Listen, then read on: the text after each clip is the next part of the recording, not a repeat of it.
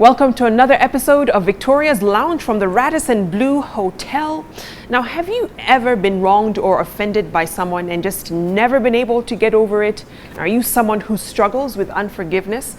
Well, you're about to hear some powerful stories from individuals who, in some people's opinions, endured the unforgivable. But somehow, they decided to be the bigger person and find it in their hearts to say, "I forgive you." Let's meet them now. Sarah Kimani is a single mother, divorcee, and author of a book called Beyond Breaking Point that narrates her journey to forgiveness after her now ex-husband divorced her to marry her best friend. Mwangi Wamwangi is an MCA in Kiambu County. That elective post would be the source of his woes when opponents sought to take his life before his name could even make it to the ballot paper. Hear his story of courage and forgiveness in just a few.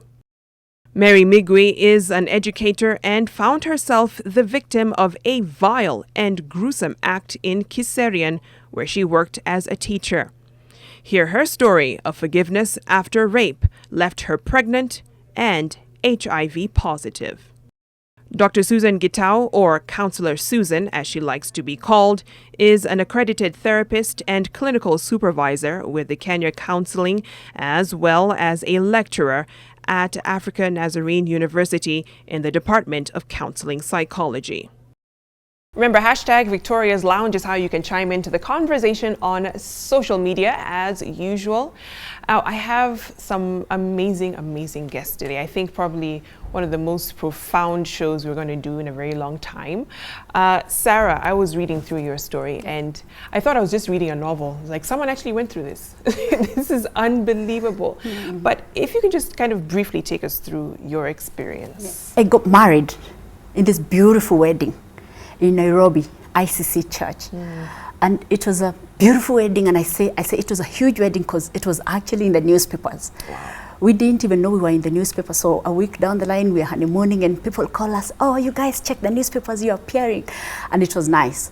But after 1 year, my ex started drinking. And I'm a pastor's daughter, so I didn't know how to treat a drunkard. I hadn't seen my dad drink before, so it overwhelmed me. So I decided, you know what, I'm gonna teach you a lesson. Choose between your marriage or your bottle, your bottle. Right. And this happened because he was living a little far away from Nairobi, and I was in Nairobi, working in Nairobi, and eventually he wanted to come to the city. Okay. So he said, don't come to me, just stay there, I will get a job and come and live with you. So we got married, but we never lived. Okay, so you weren't living together? We weren't living together. We actually never lived together for 5 years. Wow. So when now he came back after 5 years, we couldn't live together because he was already a drunkard, and you know, he's drinking on me, and I'm thinking he doesn't love me anymore. He just loves his bottle, and I decided, you know what, I'm gonna move out of this marriage. And when I moved out of the marriage, I packed and left. Yeah. But when I packed and left, I never thought it was going to end up badly. I just wanted to go get a breather, and he gets a breather, and then we decide whether we are going to have this thing work. Because I can say also I didn't have my challenges. I had my challenges, especially when he drank. I used to get so annoyed. So I get so annoyed while you're drinking on me, and then when he sees me annoyed, he drinks more. So it went on that way. So after some time now, he actually thought this marriage is over. But divorce was not an option for you? Divorce was not an option for me. Every girl who walks down the aisle wants their marriage to last. Yeah. So I just moved out, and I never thought it was going to be a divorce. I just wanted a little separation, so that, you know, we both get counseling and then we come back. Yeah.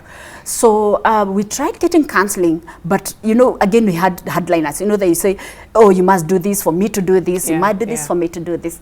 So I said, "You must stop the bottle." Then he said, "You must stop getting annoyed." Then we never really went anywhere. So he decided, if you see Sarah this way, she will never come back. So immediately, almost immediately, because I count it was only 4 months down the line, he got my best friend. my best friend and brought her into the house, and they got married, and that was it. Oh, but I just came to speak about forgiveness. Yes, of course. Yes, so I forgave them, and it was not easy. It was very, very difficult for me, because I felt double betrayal. Of course. Betrayal from my ex-husband, and then betrayal from my best friend. So I felt double stabbed on the front and stabbed at the back. Right. And it was very, very difficult for me. I remember when I was told my best friend is in my house, I was driving somewhere in Kitui, and I would just wish that trailer to just come and smash me off, and I just wished I could just die. Actually, for me, divorce was easier than hearing my best friend was in my room, in my house, and I decided to just forgive them. After some while. I can imagine, and we'll get into more detail in terms of you processing all of that. Yes. But Mwangi wa Mwangi. Yes. But you don't mind me calling you JB. It's okay. Okay. It's right. But take us through your experience, and the crutches actually are part of the story. Yes, they are. Yeah. I was not born like this. I'm a strong, fit person, young man. I got into this last year, February. And all this, when it happened, I went into a coma for 5 days. Wow. And then once I woke up, I found myself fitted with tumor everywhere. I have 7 of them, 1 on this leg, 2 on this hand, and 4 on my face. Wow. So the story that was around was that I got into an accident. Okay. So what was making people wonder why was I in an accident, and yet on my hands, if you see, I have marks on my knuckles, all of them, because I could not remember what really happened. I forgot everything. I might have fought. I might have fought, but I don't remember.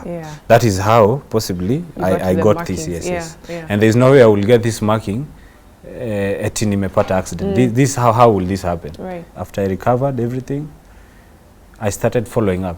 Okay. Once I followed up, I followed this man who was told that, said rather that he's the one who hit us with the rolly. So I followed him up all the way to Meru. He told me, I will tell you the truth, and this is the truth. And I don't want you to take me anywhere. I just want you to forgive me, and I will tell you why. So first he told me why. He showed me he has a challenged child, a girl, and he needed money for that girl to take her to the hospital. So you see, wherever the money will come from, he will do anything for the daughter. So he told me whatever happened was not an accident. I was just used so that we can use the rolly. Once they use the rolly, the truck, because it's a company car, then the insurance will deal with the accident, any accident, So kesi inaishia wapi? Ishia hapo. So what exactly he did, he used the truck. And then he was given money. He told me, whoever gave me the money, I saw everything that happened to you. Then you were brought on the highway. Actually, it's the entrance, we call it Gatito in Thika, the entrance to Thika there. So he said everything was done elsewhere. Then we were brought on the road, and then the truck was, it is so they stage managed the whole thing properly. And we'll definitely get into whether there was more malicious motive behind all of this. Indeed, yes. And Mary, you have a harrowing experience. It started off well because you went to start teaching in a particular part of Kenya. Just take us through how it started and then what happened. In 2001, I got a job at Kiserian as an untrained teacher, and I was handling the small kids. And then around in June, actually 3rd to be precise, after service, I've preached, it was a youth Sunday, and on my way home, and I meet with these guys, and they just decide, destroy my life. And as a result of that, I conceived. And with time, I also realized that it was not only conception that took place, and not only that I had lost my purity during the incident, but I also realized that I had also contracted the HIV virus. So it became so hard on me that handling it became like a mountain. I almost contemplated suicide. I actually attempted it twice, but then in the middle of it, I could actually remember the last word that I had preached on the pulpit that Sunday. So it kept me going, though I was in so much pain. And again, reeling caring for the pregnancy with the rejection, the stigma that followed. There's a preacher and now she's pregnant out of wedlock. You can imagine now the stigma. And especially the community was not willing to accept me back after I left my workplace. So I was left just hanging somewhere. But I remember the word that I had preached on that day. It really kept me going. So I never gave up fully. I gave up to some extent and I was like, I can't hold it anymore. But God still kept me going. But coming now to the issue of forgiveness, it has taken so long for me to be able now to release, because actually it almost took my daughter's health, actually life, not health. She almost died. And when I realized that I was actually the one who was inflicting the pain, I actually had to make a decision, a conscious decision to forgive and to let go, so that she would live. And Dr. Susan Gitao, if you just briefly, before we go to break, take us through what that usually entails of fully forgiving someone who has wronged or offended you. Well, it's not an easy decision, because forgiveness, we say it's intentional, it's purposeful, and it's voluntary. And for somebody to get there after such traumatic experience, it's not easy. When I listened to the three of them, they actually went through loss and grief, and at the same time, it was traumatic. When you listen to Kimani, when she talks about her best friend taking her place, you know, sleeping actually in your bed now, it's so traumatic. You don't even want to imagine it can happen. Thinking about Mwangi, young as he is, very expectant about life and maybe surveys, and then you're wondering, why would anybody want to eliminate such a vibrant young person? And thinking about her, the community knew her. Actually, the people who did that knew her. So it's like she lost her purity, like she says. That's a matter of loss and grief. And very fast, it will take you to depression. And when you get depressed, the last thing you want to do is to just take your life. So you realize, when you're battling with depression, you're battling with post-traumatic stress disorder, it is not easy. And actually that is what makes very many people not to actually forgive. Because forgiveness is about letting go. What are you letting go? Sometimes she feels bitter. Why should criminals be let go? He also wonders now, how do I live with the same people? I'm sure they're going to tell us how maybe their lives turned out later to be. What about her? Do I ever trust marriage again? Is really God there, especially for Christians? So it becomes very, very difficult. And it's a process. Probably they can tell us how long it took them to get there. There's also a lot of like hypervigilance. Every day you're anxious that it might happen again. So as much as you're saying today, I have forgiven, tomorrow, everything, all the symptoms come back and you're like, maybe I haven't forgiven. But most people do not know they're actually going through that process. We have other people who will end up totally avoiding any reminder, any weddings. Think about love, you're like, oh, there's nothing like love. If it's Mwangi, it's like the youth will never lead, because I'm sure if he was not maybe in leadership, that wouldn't have happened. He might tell us what he had maybe done for him to get there. If it's for Mary, you find life a fallacy, you know? Why? I have tried to live pure. Why would a gang of men? Why a gang? And they've seen her serving in the community. It's not easy. Actually, I say these are very bold people. Extremely. Have gotten there. And you really raise a very important point, which is the question why. You know, you've lived your life, you've done what you're supposed to, at least by the book, and you don't deserve such treatment. And we'll get into you guys answering that question and beginning the process of forgiveness. You're watching Victoria's Lounge. Let's take a short break. We'll be right back.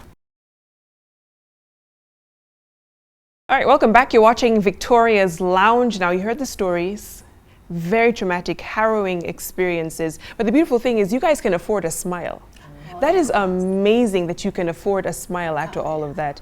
But let's get into the details, because it is not an easy process. And for a lot of people watching, they know just what forgiveness even entails. For you, Sarah, because you also have a daughter in all of this, and she must be a constant reminder. How do you manage having to deal with, of course, her being in your life, and she's the connection between Yes. the two of you, Yes. and then going through that forgiveness process. Yes.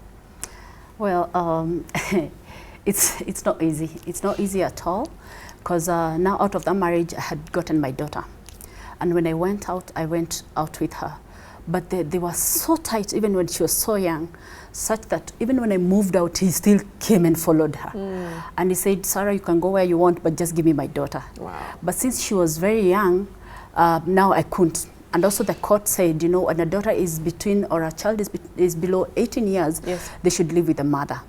So the court ordered that I live with my daughter, but now he was given an unlimited access, such that whenever he demands for the daughter, he can see her.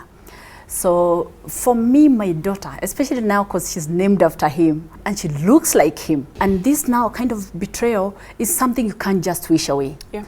You can't just wake up and say, you know what, I've forgiven them and it's over, I'll never remember. Right. I keep remembering every day. But I keep telling myself that, you know what, Sarah, just outgrow this so that you can see what future has for you in future. One day I came across this verse in the Bible, and it's in Romans chapter 8 verse 28. And you know what it says? It says that all things work together for good. So when I read and heard all, I said, all? Really? Including this one? So I started, you know, saying, you know what, maybe even this one day will come, some good will come out of this. And I started taking things positively. And I remember when it happened, I used to do SMSs to her, especially to the lady, every 31st of December. Oh my. Every year. You know, when you're about to cross the year, I used to send her SMSs and tell her, why couldn't you get your own man?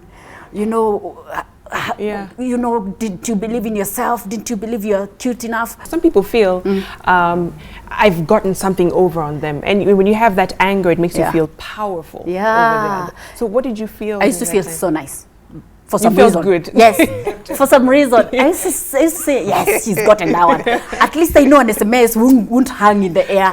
She must receive it. And I used to send her and then send the husband. Oh, gosh. Yeah, so that, you know, it doesn't miss. I'm sure after you had that initial gratification, later, what would happen? After I send the SMS, I would get depressed. I'd get depressed and say, what have you done? Right. So what have you achieved? Right. You know, apart from making someone feel bad, what have you really achieved? And I would say, really, I haven't gotten my man back. I haven't gotten my marriage back, so what is it for? Right. So I decided, let me just leave it. After all, it's not benefiting me. You know, and so I stopped. I think 31st of December, I decided I would do it differently. I sent them an SMS, both of them. And I said, you know what? I forgive you. Wow. I really forgive you and I bless you in your marriage. Please go ahead. You have my blessings. I'll never send bad SMSs to you again. And let it go. Let's just live as friends, or just like people, you know, who don't really quite interact. But let me just let it go. And it's been how long since? I moved out 10 years ago. It's been 10 years. That was February of Amazing. 2007. Round of applause, yes, because that already is a triumph in itself. And Mwangi, let me come to you. For you, and starting that process of, you found out what these individuals have done. Yeah. How did you process once you understood that this was not just a mistake, it was intended? So how did you process all of that? Anger had taken over. Yeah. And having grown from, as we mostly call it, grown from tar. You know, anybody grown from tar, you don't back off on things. But what simply anger was doing to me, it was making me smaller. Wow.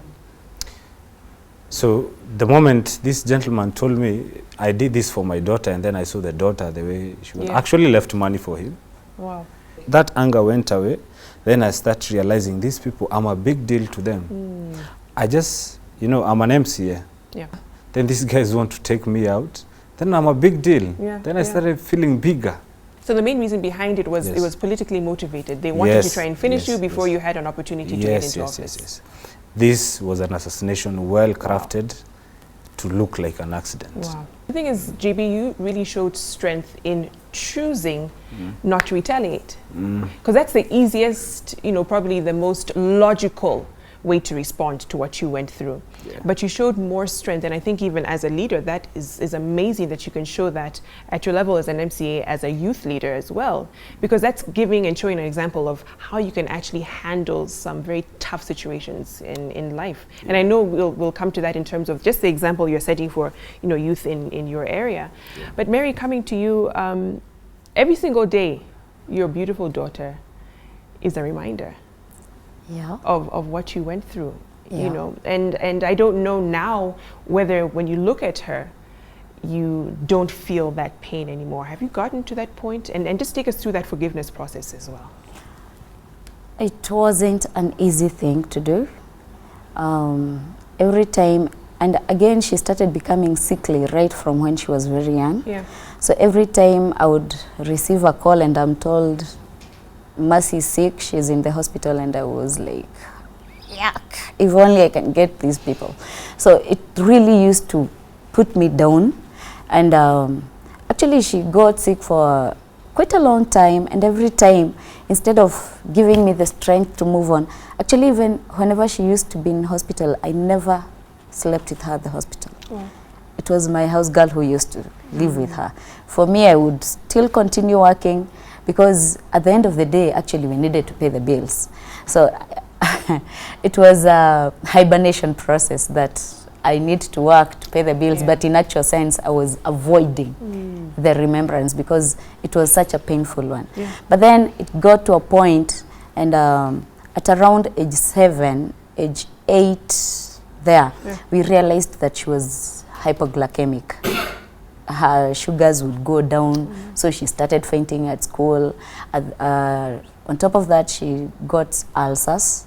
So I realized that she was getting stressed. But when I now went down doing a soul search, I realized that it was not of her own making. I was actually the reason why she was stressed up.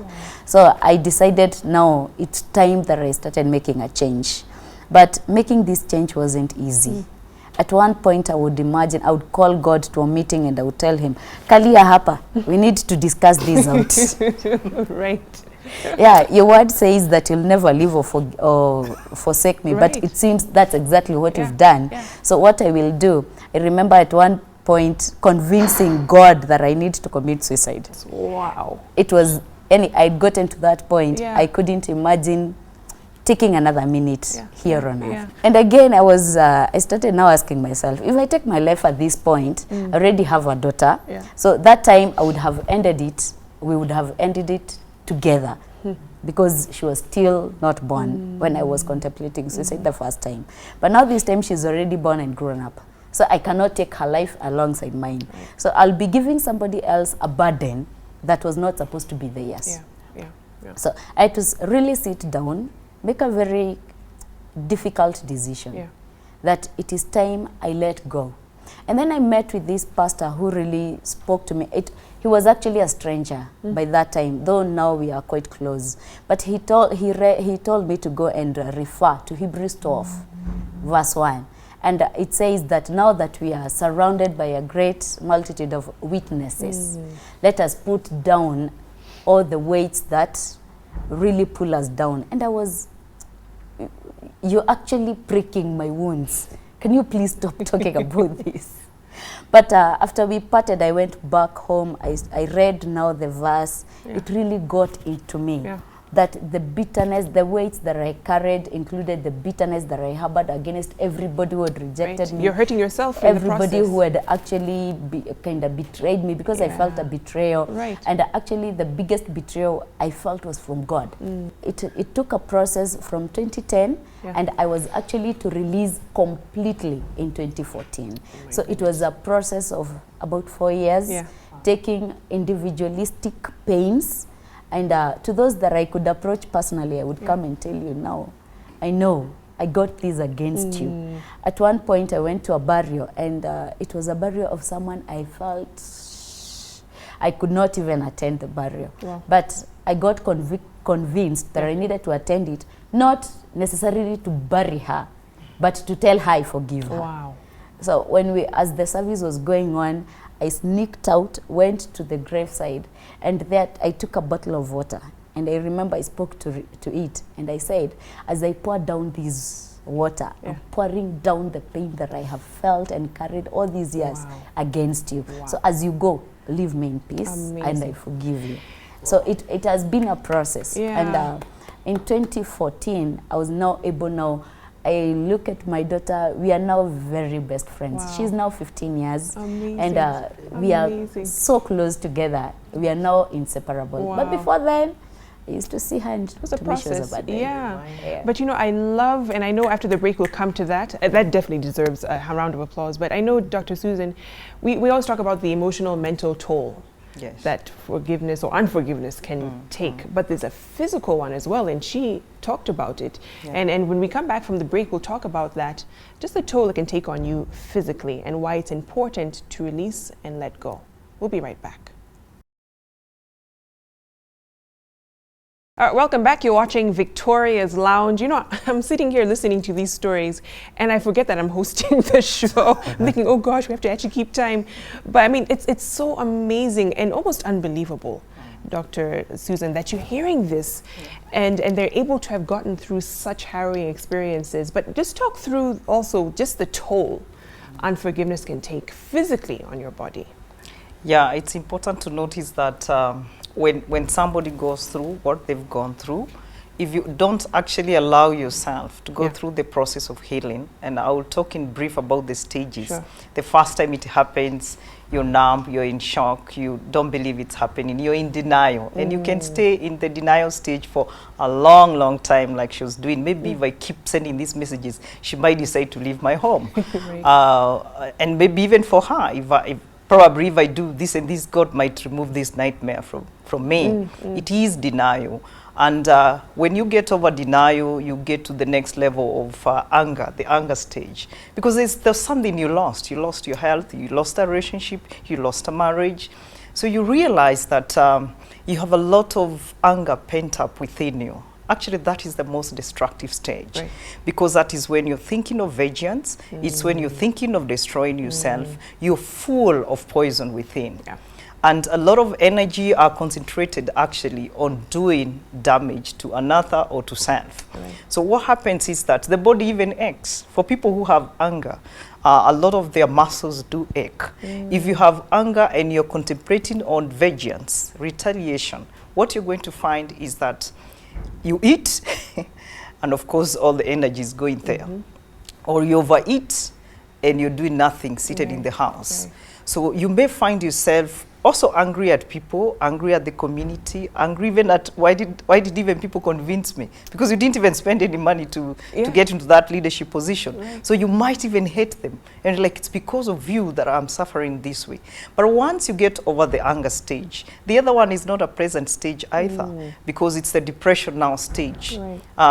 Before you get to depression, we have the bargaining, they go hand in hand. You're trying to bargain, maybe it didn't happen, maybe if I do this and this, like I imagine for Mary, there are times you wished, see, I'm a Christian. Maybe I'll wake up and then when they say miracles do happen, I don't have the virus, surely. This is so unfair. Or even for Sarah, she says, I am a pastor's daughter. Surely, I am a believer. So I know this one will just be one of the miracles people will be talking about. But you realize that the best friend you had is actually the wife to your ex. And it's happening, it's for real. So you may find yourself, when you are like thinking you're losing, you're like, now I have a situation here that I either die or survive. And that is where very many people are hardest hit. This is where you'll find people getting sick. Like when we have people with depression, you realize that physiologically, there's a lot that happens. You might find yourself developing high blood pressure, and especially because their situations were also traumatizing. Anybody who imagines I could lose life, you are actually in a traumatic situation. So you find that every now and then your body is giving way.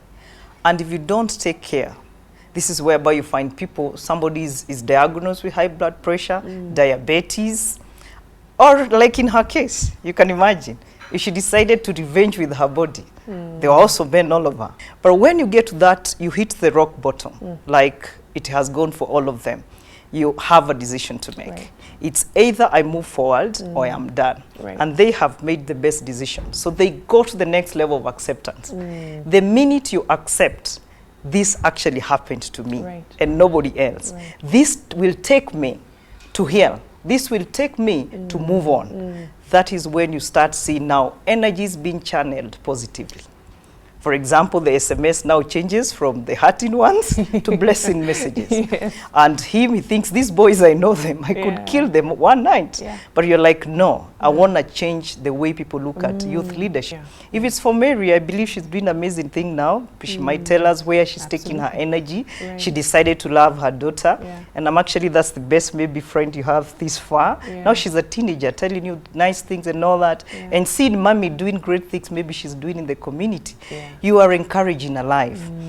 So what I would say is that people must allow, and this goes especially to Christians, because you are made to say, I have forgiven. But at times in the church, they forget you have to go through this process. And this process becomes easier and faster when you work with a counselor. It's good to have the spiritual. She had for how many years? 10. I'm sure your parents were praying for you and casting demons. For you particularly, Sarah, you got an answer to that why question, and you have directed that energy somewhere. So just take us through what you've done through that whole process. When I was now at the rock bottom, you know, swinging in the courts, in the corridors of courts, you know, going to face someone that you loved, is when I said, well, maybe there's something out of this. So I decided, let me not be bitter. Let me see what life has for me in future. And coming along, actually, something happened. I decided to just let go. I decided for the last 5 or 6 years, I've used Facebook Ministry as my platform for ministry. So I wake up every day, I pray, I ask God to give me something so that I could talk about marriages, what not to do in a marriage. Wow. So I've spoken about that for the last so long. And then last year, God gave me another ministry. I started a ministry called Pulse Junction. And Pulse Junction is a ministry, it's an interdenominational ministry that reaches out to the emotionally wounded people.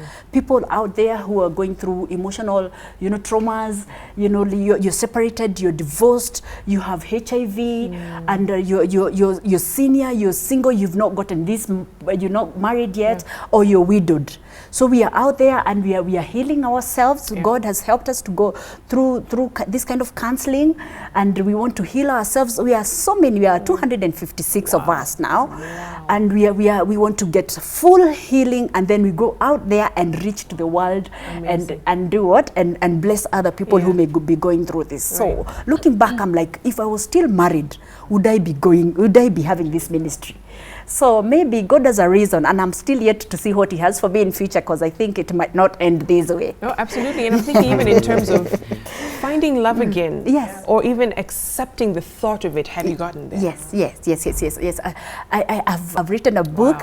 It's called Beyond Breaking Point, and I've shared my life there, and it has reached places. America, Canada, Australia, and people read and they're like, really? Now come and tell us. So even the travels that I make because of this thing that I went through. So I'm like, maybe out of a dead thing, something good could come out. You never know. So I'm waiting also to see what God has for me in future. And I know it will not end this way. Wonderful. And something very important.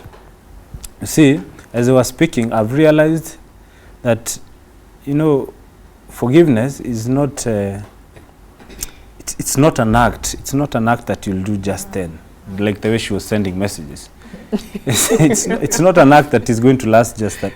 Once you forgive, that is an attitude you're going to take all your life. Everyone has the grace to go through their own journey, you know. And Mary, we'll close off with you. Just what you have learned through your journey. I'm glad to hear you have a beautiful relationship with your daughter now. But what have you learned through this process? When I was able now to fully release in 2014, I registered a network. It's called Shalom Youth Network. And we say that Shalom, it's very simple, means nothing missing, nothing broken, regardless of the situation. So whatever you go through is that you use it to your benefit. And we say that we are creating we are instilling a positive attitude change even in the society.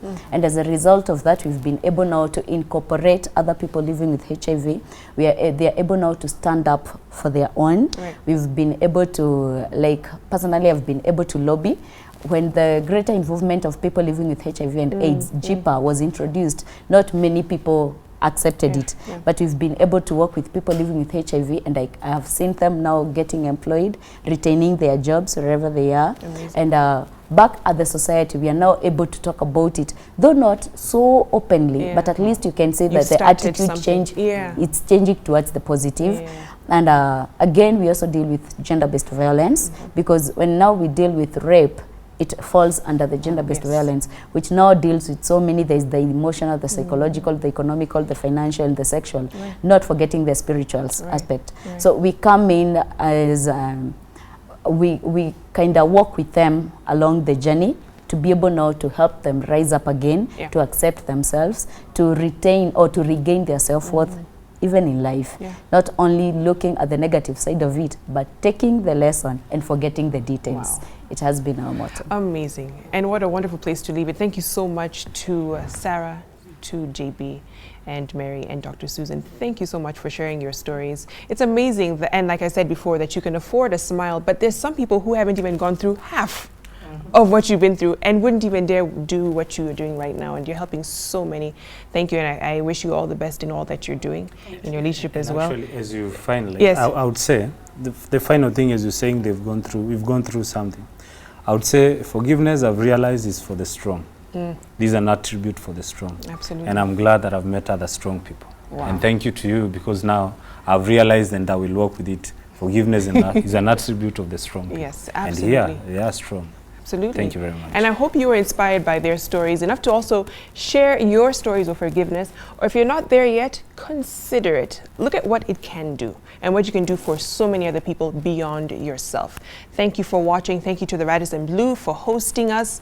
I hope you have a wonderful evening. Let's do this again next week.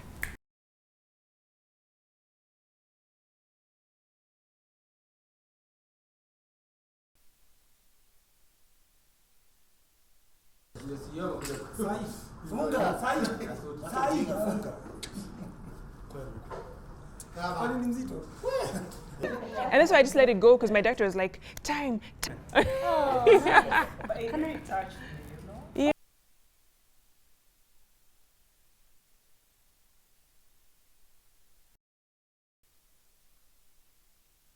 Now, have you ever been wronged or what's the word?